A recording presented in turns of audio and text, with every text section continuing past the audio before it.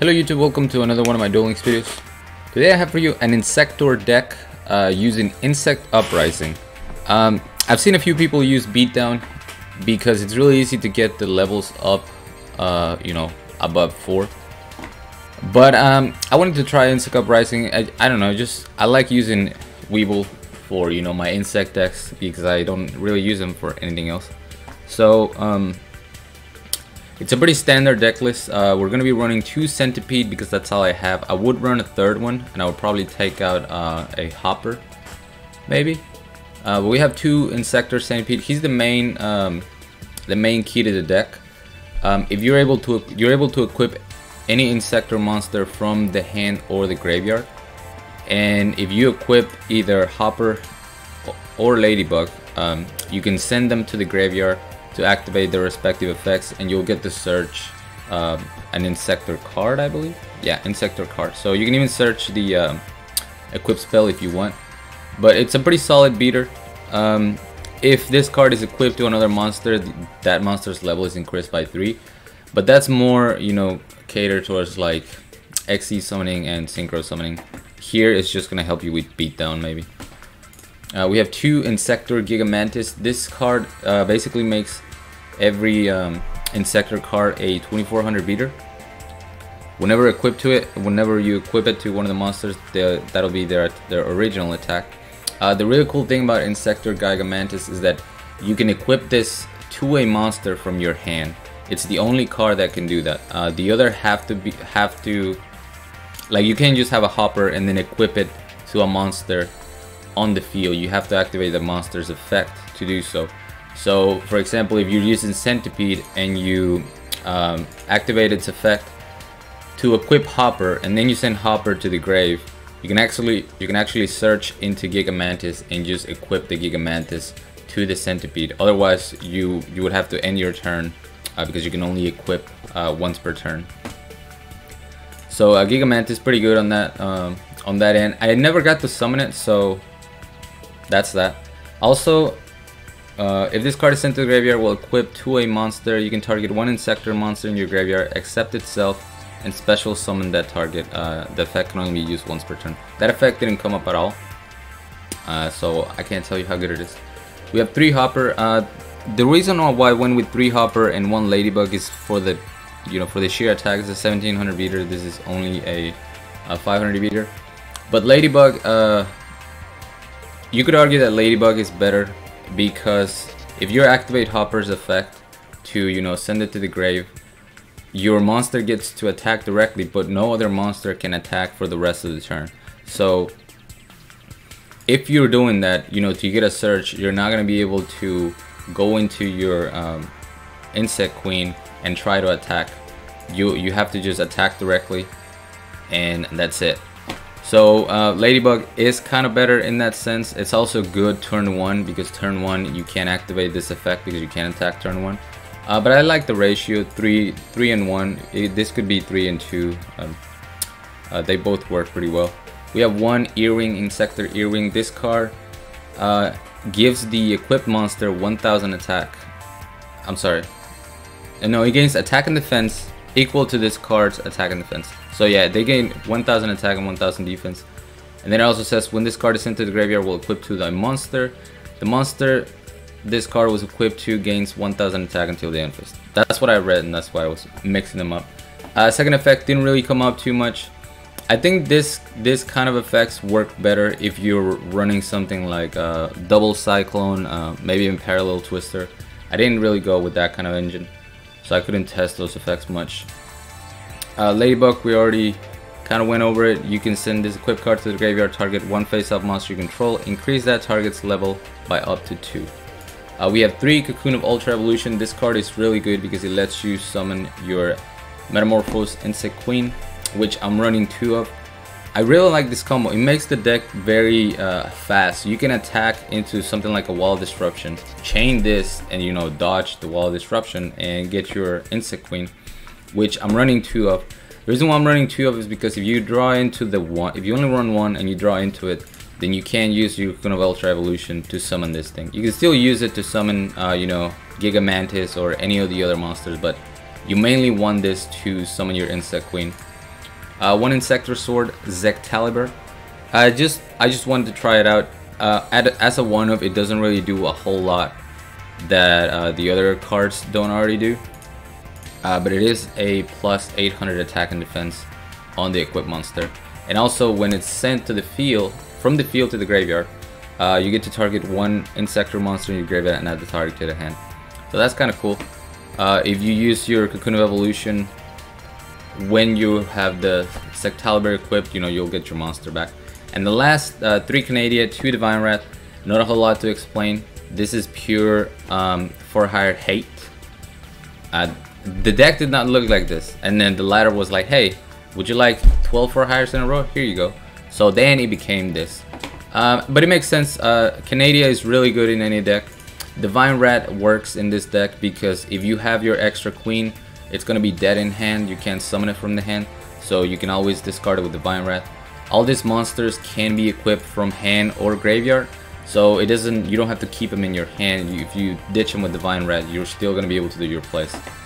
So that was the thought process in the deck. Let's go ahead and show you some replays. I should be streaming right now. By the time you guys see this video, I've already streamed my Friday night stream, but my start time is like literally right now, so chat is gonna be mad at me because I'm late. But I wanted to record this so I could play something else. I don't know what I play. Maybe I still play this on stream. I don't know. You tell me in the comments if you were on the stream. Going up against Thea Gardner, Holy Guard, so that immediately tells us we're going up against Amazonas. So I'm gonna go, and this is the play that I was talking about, turn 1. If I didn't have my Ladybug, I wouldn't have been able to equip the Hopper and then activate Hopper's effect to go to the grave. So basically all I'm doing is I'm increasing the level by 2 just so this can go to the grave and I get to search my Gigamantis, and then I'll equip the Gigamantis. Not the strongest opening. I don't have my Cocoon of Evolution, so Ultra Evolution. Normally you want to open up with this, that's why we run the trio.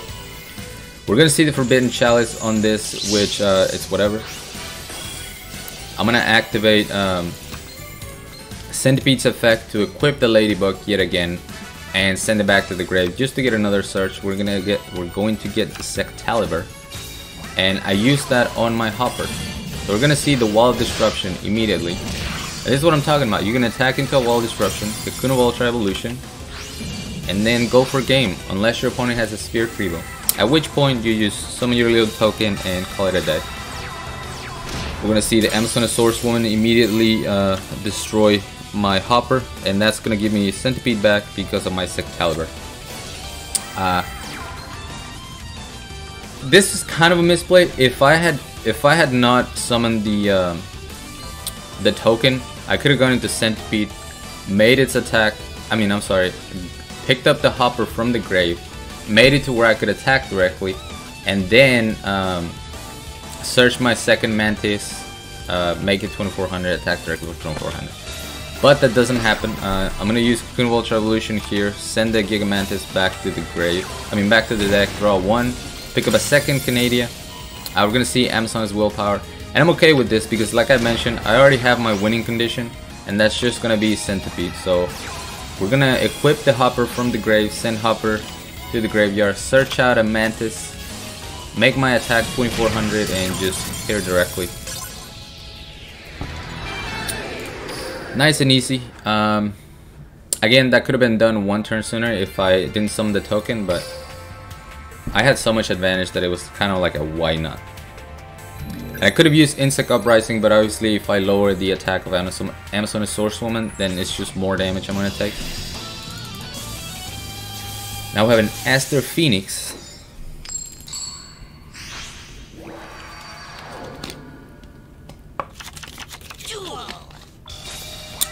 We have a good starting hand. This would have been better if it was a Centipede.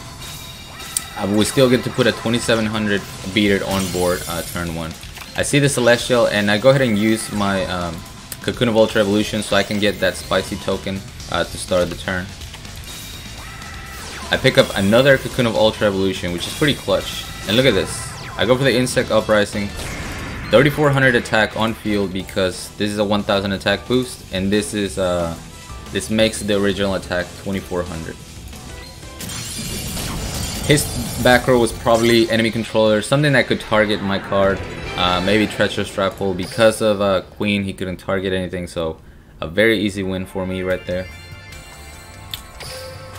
Got Kaiba next.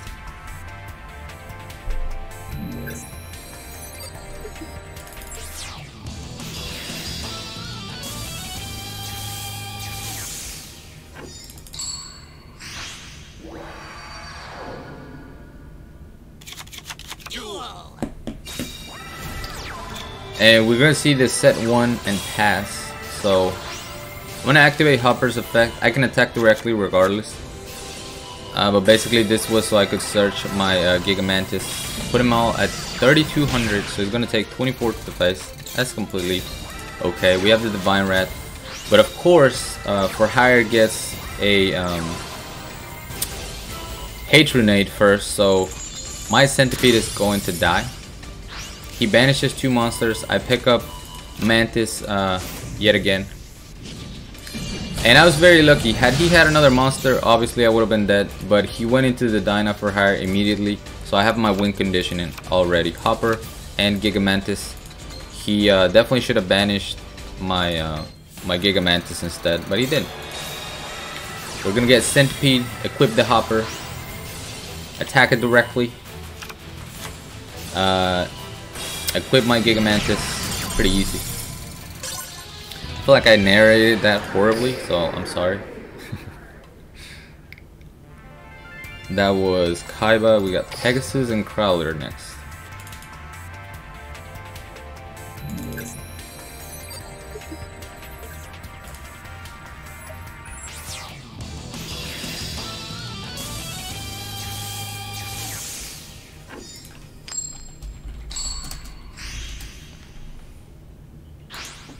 So we're going second. I kind of like going second with this deck, especially if I'm gonna have the Hopper play. You know, I want to be able to do it during my turn, and if we're going first, we can't do it. So we're gonna see a pretty typical for hire opening. Recon, beat Recon into Dyna, but I can break that board. We're gonna use Hopper right here, and the reason why I did this. I realized I cannot attack afterwards, but I didn't want to clear the board for him and let him, you know, special summon something else. This is not there's not a threat for me right here once I put my Queen on the board. So that was kind of the thought process here. I'm going to do as much damage as I can, which is going to be 3200 to the face. Use my Cocoon of Ultra Evolution.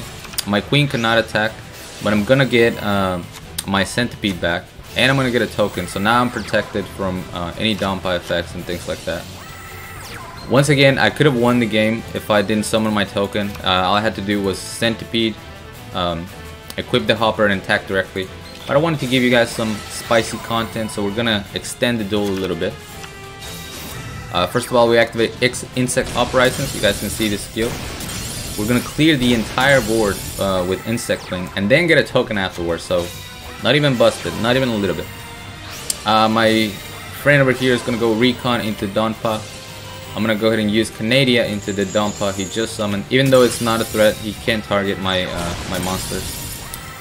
He hard summons a Dyna for hire, destroys my token, which does nothing for him, and then I finally put him out of his misery by attacking directly with my Centipede. Not before I do some unnecessary searches and attack buff. It's for hires, man. I'm telling you, at this point, I was a little salty at for hires that I just kept seeing them. I was like, alright, here you go. Then for our last duel, we have a Crowler, which might actually be another for hire. That's how many for hires I ran into. And I mean, that's everyone, right? It's not exclusively my problem. We're going second. Once again, I prefer going second. You get the extra card, you get you know, different scenarios. So Donpa into Dyna, a good opening, but not too good. And this is what I love about Cocoon of Ultra Evolution. You can attack into back row use willingly.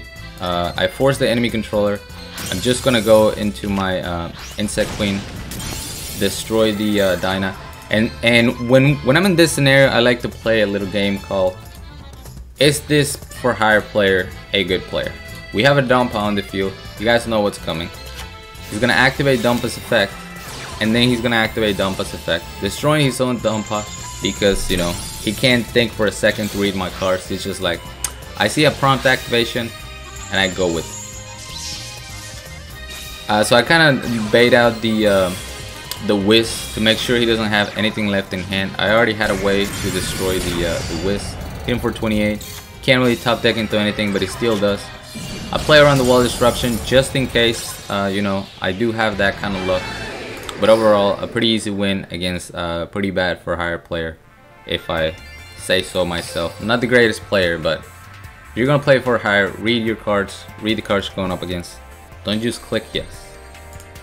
Try to separate yourself from Sylvan players. But that's gonna be it for me, guys. Thank you so much for watching. Hope you enjoyed this deck. It's really fun. I'll probably play it sometime again. Maybe in the duel room for Saturday. I don't know. I don't know what I played if you watched the stream, but hopefully you had tons of fun. Thank you so much for watching. As always, like, comment, and subscribe if you want. Join my Discord if you haven't. The link will be down in the description. Along with my PayPal link if you guys want to support my channel, support my content. I really, really appreciate that. And till next time.